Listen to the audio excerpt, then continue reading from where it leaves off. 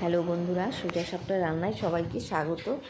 আজকে আর মাছের রসা করব।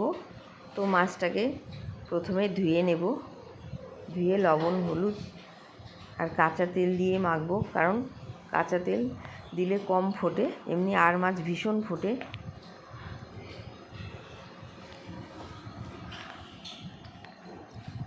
তো কড়াইতে এখন তেল দিয়ে দেব।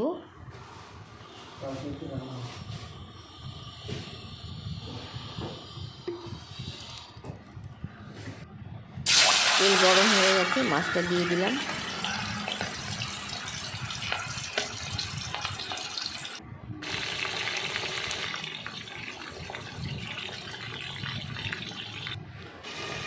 একটু ঢেকে দিয়েছি যাতে না ফুটে।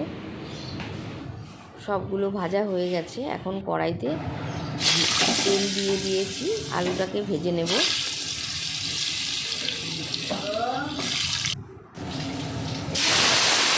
আলুটা ভাজা হয়ে গেছে, কড়াইতে গরম মশলা ফোড়ন দিয়েছি, জিরে, তেজপাতা, এলাচ, দারচিনি।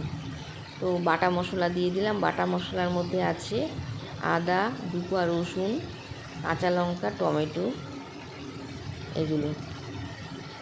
তো এখন গুঁড়ো মশলা দিয়ে দিচ্ছি, ধনে গুঁড়ো, জিরে গুঁড়ো, হলুদ গুঁড়ো, লঙ্কা গুঁড়ো। প্রায় কষানো হয়ে গেছে, এখন আলুটা দিয়ে দেবো।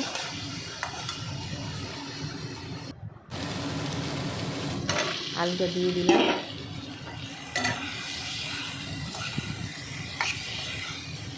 ভালো করে নেড়ে চেড়ে দিচ্ছি। এখন কষানো হয়ে গেছে, ঝোল দিয়ে দিলাম।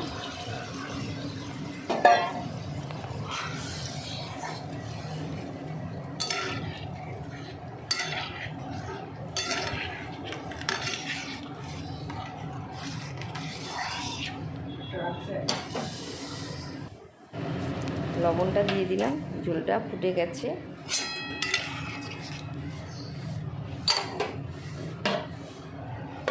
ঢেকে দিলাম আলুটা যাতে ভালো মতো সেদ্ধ হয়। ঢাকনাটা খুলে নিয়েছি, এখন মাছগুলো দিয়ে দেব।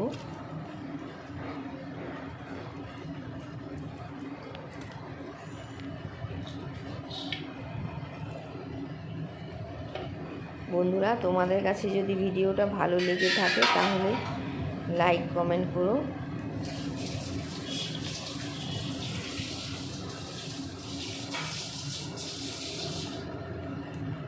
সবগুলো মাছ দিয়ে দিয়েছি, এখন কটা কাঁচা লঙ্কা দিয়ে দিলাম। গরম মশলা দিয়ে নামিয়ে নেব। রান্নাটা প্রায় হয়ে গেছে।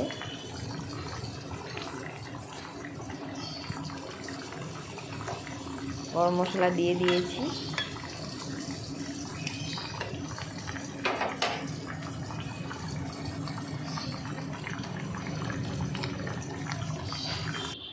একদম রেডি হয়ে গেছে। আজ এখানেই শেষ করছি, এরপরে অন্য কোনো ভিডিওতে আবার দেখা হবে। সবাই ভালো থেকো, সুস্থ থেকো।